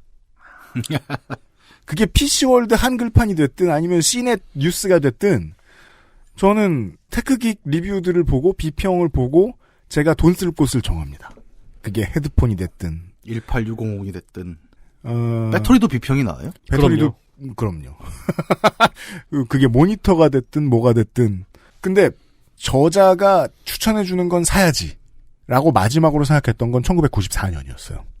그때 국문학을 오랫동안 했던 유명한 교수 중에 한 분이 테크기구로 되게 선조로 유명했던 분이 계셔가지고 성함은 지금 기억이 안 나는데 그 이후부터는 누가 썼다고 믿고 사야지 누가 썼다고 믿고 거기로 내 덕질의 방향을 틀어야지 라고 생각해 본 적이 한 번도 없는 것 같아요. 다른 걸 믿었죠. 그게 뭐였는지 생각해 본 적이 없습니다. 지금 처음 듣는 것 같네요. 그거는 이제 제가 얘기하는 건 알고리즘이죠. 아무리 사람이 본인의 취향을 파악하고 개인화된 컨텐츠를 추천해준다고 해도 이는 한계가 있습니다. 유튜브와 넷플릭스를 비롯한 대표적 동영상 플랫폼들은 알고리즘을 통한 큐레이션을 주요한 무기로 삼고 있습니다. 우리 지지난주에 이론가의 이야기와 네, 이론가의 가설의 다음 이야기네요. 플레이스토어나 앱스토어를 열잖아요. 네. 제가 만약에 재미있는 게임이라고 구글이나 네이버에 검색을 해서 블로그를 봐서 게임을 다운받았어요. 영 심심할 때 그걸 검색하는 바보들도 있어요. 그렇죠. 그러면은 뭐 한 시간 동안 열심히 살펴보고 하나를 다운받다고 치잖아요. 근데 앱스토어나 플레이스토어가 내가 좋아하는 게임을 추천해주잖아요. 그건 한 대여섯 개 일단 다운받고 보죠. 다 내 마음에 드는 것들이니까. 그렇죠. 특히 제가 유튜브는 이걸로 유명한데 옛날에 한번 유튜브 코리아 담당자 일 때문에 만난 적이 있어요. 네. 그랬더니 본인이 굉장히 이 부분을 자랑스러워 하더라고요. 우리 알고리즘이. 네, 우리는 사람 손을 거치지 않는다. 근데 그때 당시엔 제가 이제 언론사에서 일을 하고 있었기 때문에 언론사는 사람 손을 거친 큐레이션이잖아요. 네. 그거를 약간 이제 낮게 보는 식으로 이야기를 하더라고요. 네. 무슨 뜻인지 알겠네요. 네. 왜냐하면 언론사 큐레이션이 참 흉하기 때문에 요즘. 예. 그렇죠. 이 유튜브는 본인들이 AI를 이용한 알고리즘을 통해서 컨텐츠를 추천해주는 것에 굉장한 자부심을 느끼고 있습니다. 왜 보고 싶지도 않은 것도 다른 일 때문에 동영상을 보고 나면 비슷한 영상이 추천에 올라오는 경우가 있죠. 네. 알고리즘 오염. 그렇죠. 이런 걸 보면 알 수 있듯이 알고리즘을 통한 컨텐츠 큐레이션이 유튜브 성공의 비결이라고 이야기하는 사람들도 있습니다. 그렇게 이야기하는 사람들은 그 사실을 철떡같이 믿고 처석같이 믿고 있겠죠. 예. 알고리즘의 성공이구나, 이것은. 네. 네. 하지만 저를 비롯한 몇몇의 유튜브 홈은 완전 난장판이거든요. 하나의 일관성도 없이. 그렇죠. 왜냐면 우리는 취재를 하니까. 네. 네. 그 취재용 아이디를 따로 만드셔야 되는 것 같아요. 맞아요. 근데 그러면 또 크롬을 따로 로그인해야 되잖아요. 크롬 1, 크롬 2 이런 거 안 되나? 그러니까 모든 것이 귀찮아져요. 그러네요.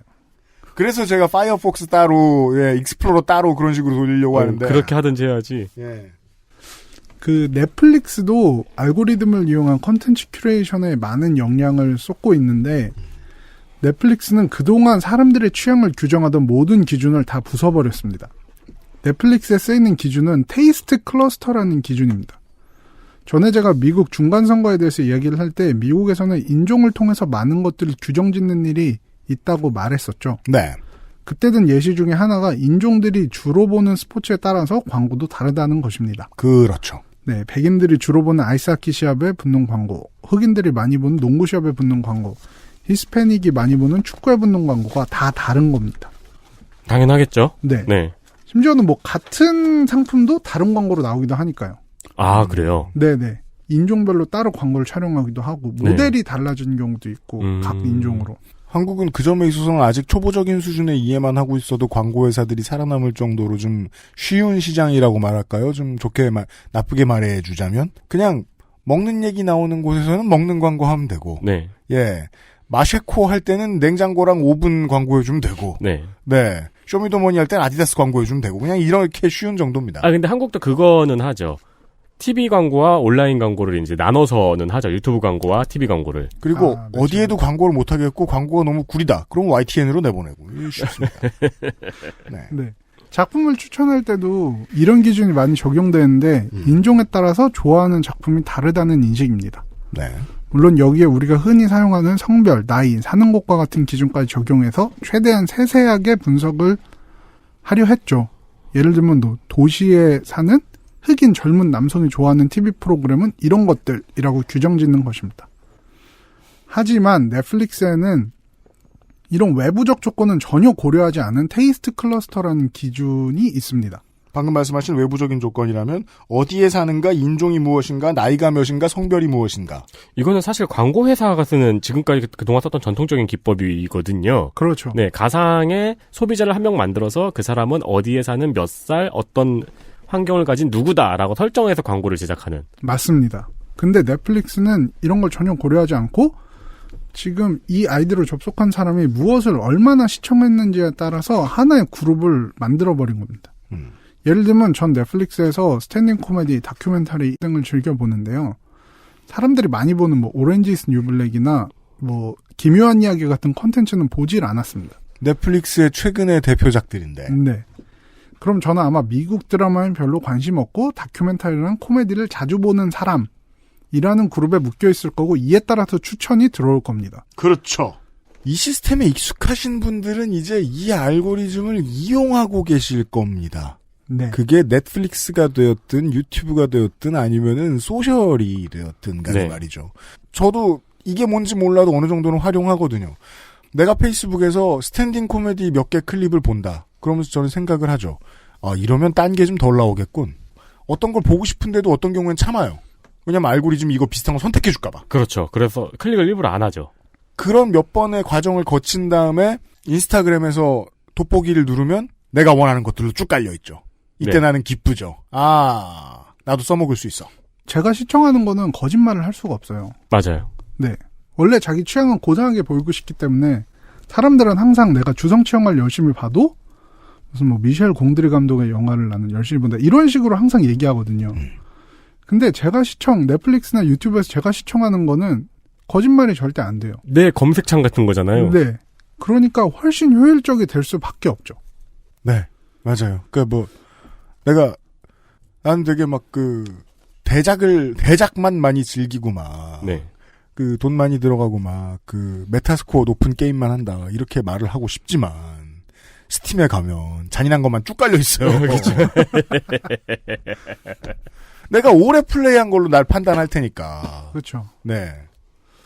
그리고 그 사이에 비평가하고 알고리즘 사이에 전 세계 마케팅 전문가들도 여기서 약간 좀 벙찌네요. 소비자들을 그렇게 분석을 하고 분류별로 나누고 이거에 따라서 광고를 제작하면 된다고 그렇게 오랜 시간 동안 연구를 해놨는데 되게 현대에 흔히 들을 수 있는 노동요인 게요. 30, 40대쯤에 한 번쯤 다 불러보는 가사입니다.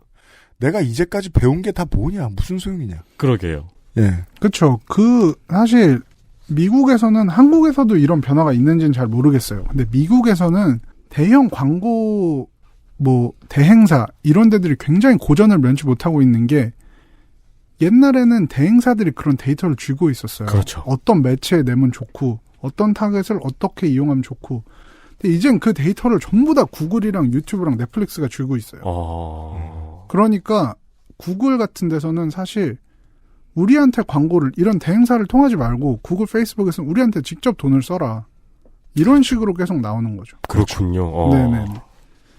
그리고 제가 사실 올해 5월쯤에 넷플릭스에 작가를 취직하려고 면접을 보고 시험을 본 적이 있습니다. 아, 네. 이런 얘기도 나옵니다. 네. 근데 넷플릭스의 작가는 무슨 일을 하나요? 떨어졌다는 얘기입니다. 아니, 떨어지진 않았고. 안 갔단 얘기입니다. 네. 계약직 하자 그러길래 거절했습니다. 네. 근데 넷플릭스 작가는 어떤 거냐면은 거기 있는 작품 소개 같은 걸 쓰는 일이에요. 아, 그렇군요. 네네. 그래서 제가 시험을 본 거는 이제 뭐 작품 소개를 뭐 160자로 써라, 200자로 써라, 아니면 또 뭐 이거를 평론 스타일로 써라, 건조한 스타일로 써라, 이런 시험을 봤어요. 네. 저도 그 집에서 IPTV 보다가 그 생각한 적 있어요. 그 프로그램 밑에 각 회마다 설명 써 있잖아요. 네네네. 저거 쓰는 사람은 누굴까? 바로 그런 걸 쓰는 사람으로 제가 들어가려고 했던 거죠. 근데 그런 걸 기존에 볼 때 그런 생각이 반드시 듭니다. KT, SK, LG 모두의 플랫폼을 제가 다 써봤어요, 최근에. 네. 궁금해서 어떻게 해놨나. 다 비슷해요. 어떻게 비슷하냐. 20년 전에 우리가 비디오 가게에서 공짜로 나눠주던 20페이지짜리 잡지하고 구성이 똑같아요. 으뜸과 버금. 와, 진짜! 네, 뭔지 알아죠. 와, 진짜 그 단어는 진짜 처음 들어본 것 같아요. 네. 그때 이후로. 네. 천편일률적인 숫자로만 본 비디오 몇 개 더 나갔느냐에 따른 순위가 있고요. 그 다음에 헐리우드에서 최근에 제일 많이 팔린 개봉작 뭐 있고, 그냥 평론가들이 추천하는, 편집자들이 추천하는 몇 가지 더 있고, 우리 사무실에서 10명이 만들면 그거 니들이 알아서 봐 하는 아주 구식의 마인드.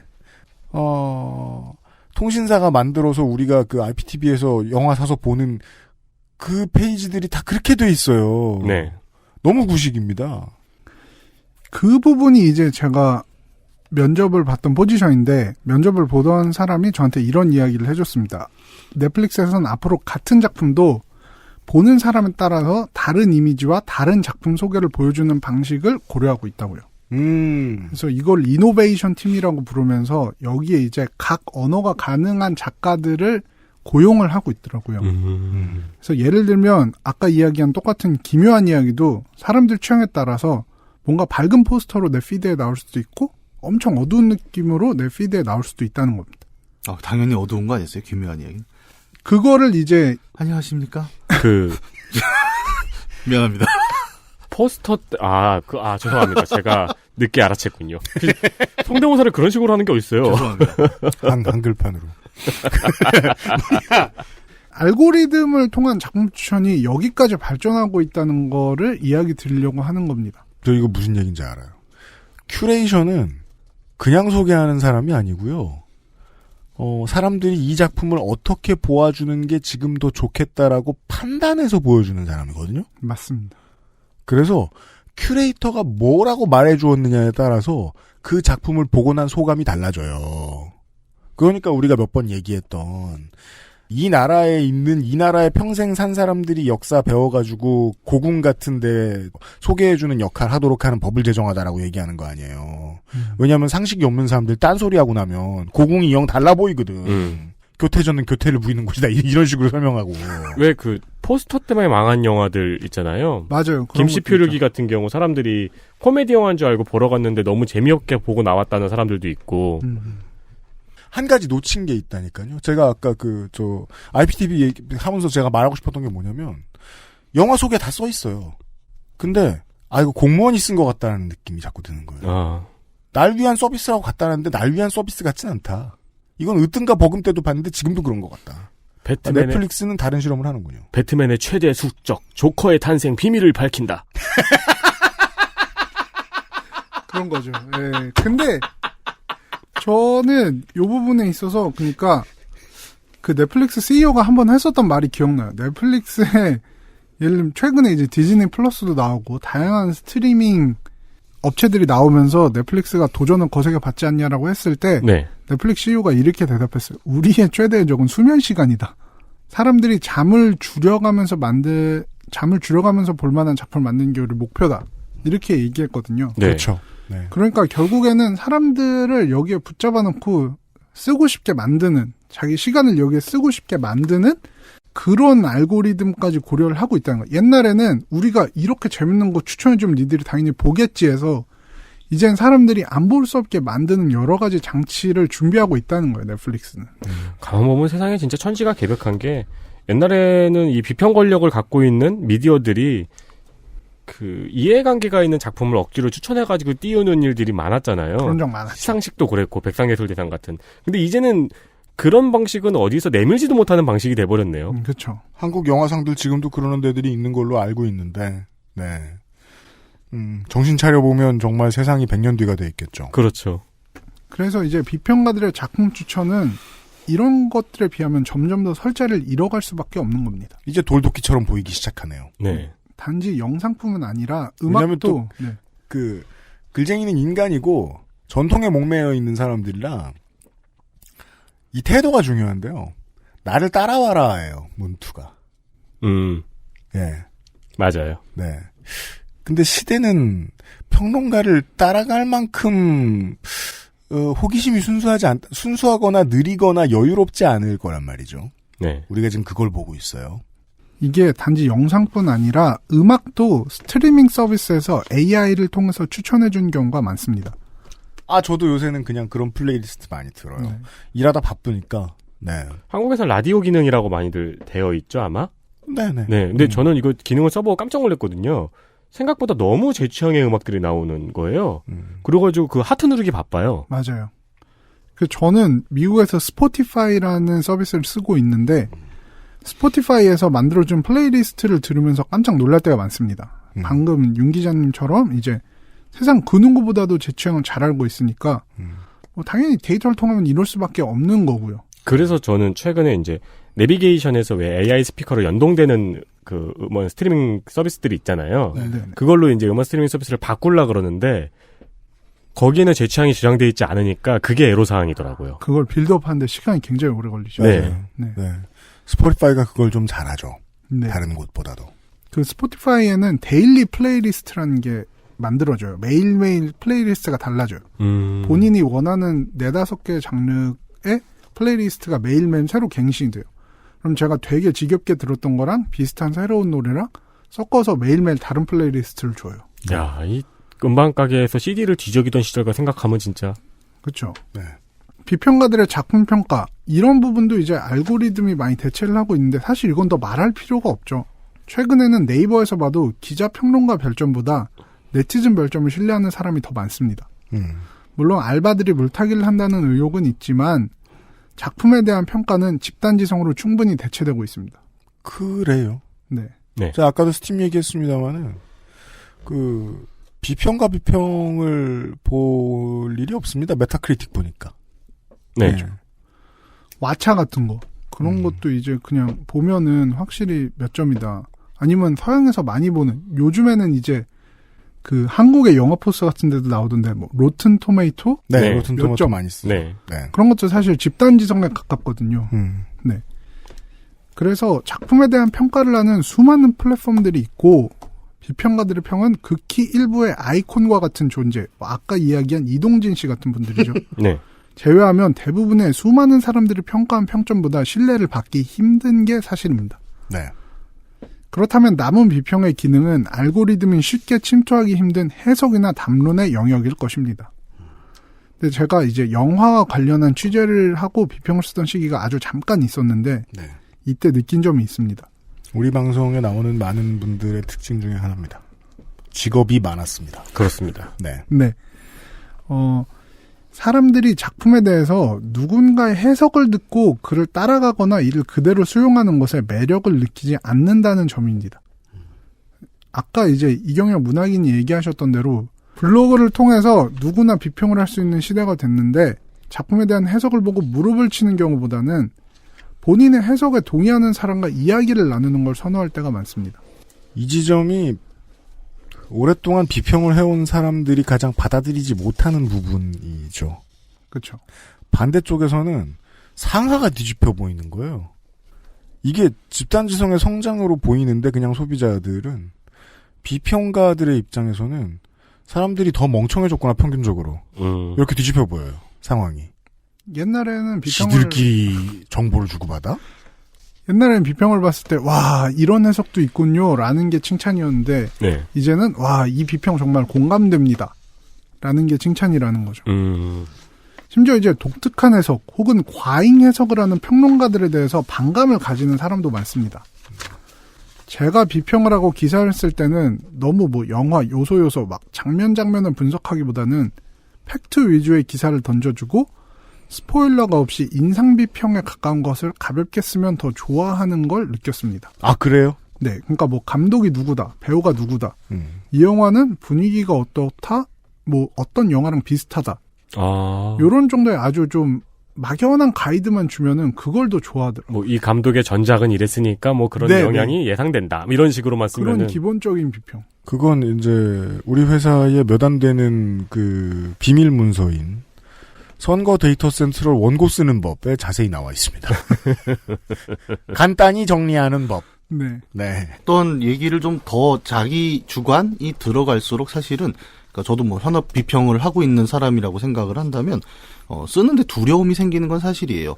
왜냐하면 내가 A라고 아무리 얘기를 해도 사람들은 A라고 받질 않고 A-B 이렇게 받기 때문에 이미 듣고 싶은 것만 듣겠다는 자세가 있다는 걸 인지하기 때문에 비평가들은 갈수록 자기 입을 닫는 경향도 있습니다. 그러니까 나만의 유니크한 걸 얘기했다가는 보통은 안 좋은 피드백이 돌아온다는 걸 모두가 알고 있거든요. 네. 그러니까 굳이 그런 얘기를 하기보다는 좀 더 보편적인 얘기를 하는 것이 좀 안전하다라고 생각하는 경향이 저한테도 사실 있는 것 같고 약간 스스로 반성을 하자면 근데 그게 비단 저뿐만이 아니라 어떻게 보면 지금의 어떤 미디어 환경에서는 좀 보편적으로 예전에 보다 주관적인 어떤 주장을 만들어가는 글들을 쓰는 사람들이 확실히 깎여나갔다고 표현을 해야 될까요?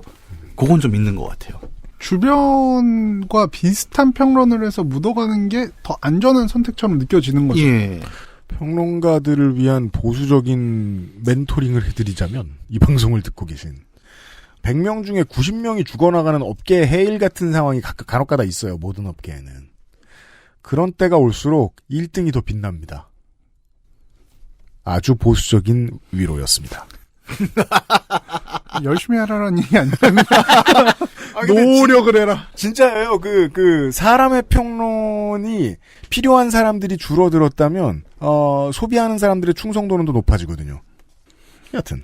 네, 어쨌든 저는 여기까지는 평론가들의 역할이 점점 더 좁아지고 있다는 것을 이야기했는데, 그것도 이제 알고리즘과 같은 외부적인 조건 때문에 평론가들이 점점 설 자리를 잃고 있다. 네. 이런 부분이었습니다. 이런 얘기를 해보았습니다. 네.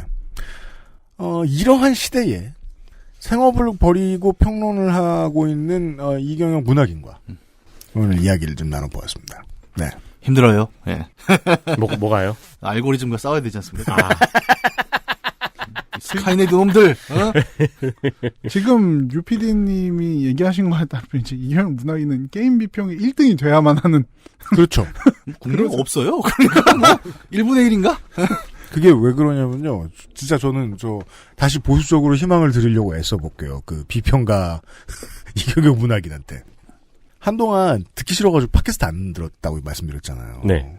시사 콘텐츠는 너무 많고 비슷한 거 너무 많고 이러니까 그냥 현업에 들어오기 전까지는 좋은 것만 들리다가 현업에 들어오고 난 다음부터는 못하는 것만 들리니까 그랬다가 요즘 또 정신을 분산시키려고 이제 다른 나라 팟캐스트 막 듣잖아요. 다른 이야기 막 영화, 게임, 스포츠 이런 팟캐스트 막 들어요. 이게 되게 재미있다고 느낀 다음부터 삶의 변화가 생긴 게 농구에 대한 평론을 듣잖아요. 그건 반드시 들어요. 대신 경기를 못 볼 때가 있어요. 누군가의 시각을 접하는 건 여전히 재밌어요. 사람들한테. 다만 그 시각이 가지고 있던 권력이 되게 많았다가 줄어들었을 뿐이죠. 예, 오늘은 지금 그 얘기를 한 것 같아요. 아직도 수요는 있다는 거죠. 네. 저도 영국 축구 중계 못 볼 때는 하이라이트 보면서 이제 분석해주는 거 열심히 보거든요. 아니 근데 수요가 있다는 걸 유튜브가 증명하고 있잖아요. 그렇죠. 네, 저는 존윅 전 시리즈를 다 3는 안 봤구나. 봤지만 아직도 유튜브에서 존윅 관련 영상을 엄청 많이 봐요. 유튜브로 얘기할 것 같으면 평론의 수요가 커졌다고도 볼 수 있을 것 같아요. 근데 이때 평론가들이 비웃으면 안 돼요. 아니 저렇게 수준 낮은 애들이 하는 거나 보고 있는 거잖아 라고 말씀하시고 싶을 수도 있어요. 아니 방금 시작했는데 수준이 낮은 건 당연하잖아. 왜 뗀석기를 비웃어. 같이 만들어야지. 저는 그 생각이 들어요. 네. 네. 그래서 제가 유튜브를 좀 해보려고. 계획 가지고 있었잖아 원래부터. 왜 안 해? 그러니까 이 방송은 저 마지막 멘트를 위해서 만들었어요. 나성인 수고하셨습니다. 내일 뵙겠습니다. 네. 네, 저는 유승균 PD였고요. 윤세민 에디터도 내일 다시 보죠. 네, 저는 윤세민이었습니다. 내일 뵙겠습니다. XSFM입니다. I, D, W, K